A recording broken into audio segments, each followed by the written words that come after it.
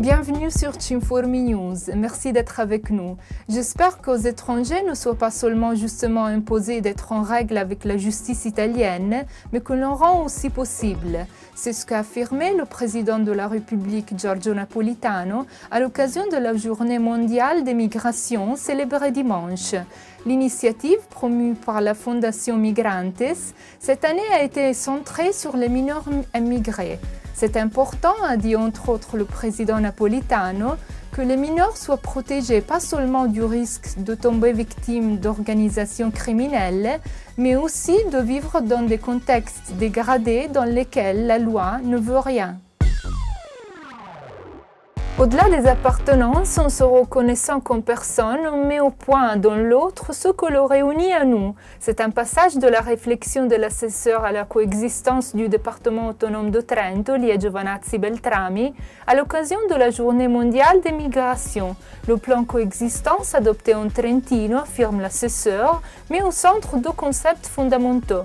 La valorisation des différences et la centralité de la personne.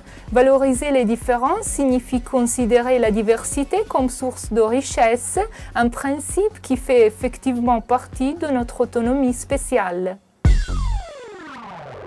En Trentino, la collaboration entre Cinformi, Service Travail, INPS et Questura a permis de traiter entre le 15 octobre et le 15 janvier pratiquement toutes les formalités et les démarches de régularisation des colf et des badanti.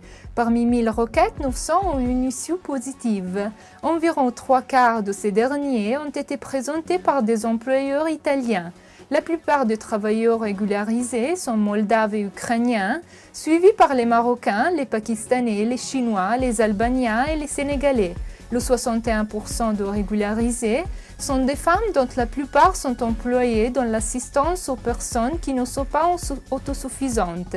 La plupart des travailleurs régularisés ont déjà retiré le permis de séjour. Organiser une manifestation de proteste afin de sensibiliser l'opinion publique sur l'importance des migrants pour le fonctionnement de la société italienne. Cela est le but du groupe de Facebook intitulé 1er mars 2010, Grève des étrangers.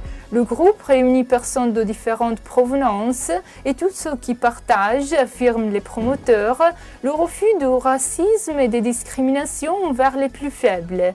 L'initiative s'inspire et est reliée au mouvement qui est en train d'organiser en France une grève des immigrés. Cet événement est en programme pour le 1er mars 2010, date prévue pour une grève semblable aussi en Italie. C'est la fin de cette édition de Cinformi News. Merci d'avoir été avec nous. À la semaine prochaine.